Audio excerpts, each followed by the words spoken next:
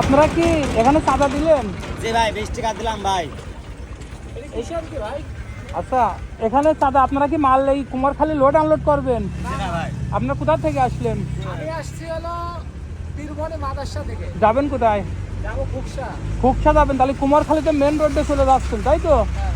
তারপরেও আপনারা চাঁদা দিয়ে যাওয়া লাগলো। চাঁদা দিয়ে যাওয়া লাগলো ভাই, 20 টাকা দেওয়া লাগলো। 20 টাকা চাঁদা তারপরেও দিয়ে যাওয়া লাগলো। এমপির সাথে বলে বৈঠক করি বলে নিয়ম চালু করে। এই নিয়ম কাছে এই রোডে আপনারা চললে পরে চাঁদা দেওয়া লাগবে। হ্যাঁ, এই রোডে চলতে এমপি তো বলছে যে লোড আনলোডের ক্ষেত্রে যারা পৌরসভার ভিতরে ঢুকে লোড আনলোড করবে সেই ক্ষেত্রে টাকা নেবে, কিন্তু আপনি তো কুষ্টিয়া থেকে খুকসা যাবেন, তাহলে কুমারখালী কি জন্য চাঁদা দেবেন?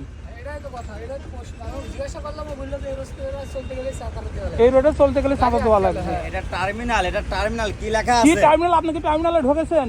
এটা কি লেখা আছে এটা? না, আপনি কি টার্মিনালে ঢুকেছেন? আপনি তো সোজা রোড দিয়ে চলে যাচ্ছেন, তারপরেও আপনার চাঁদা দিয়ে দেওয়া লাগবে। ওকে, এটা হলো কুমারখালী বাস স্ট্যান্ডে। কুষ্টিয়া থেকে উনি খুকসা যাচ্ছে, কুমারখালী চাঁদা দিতেই হবে।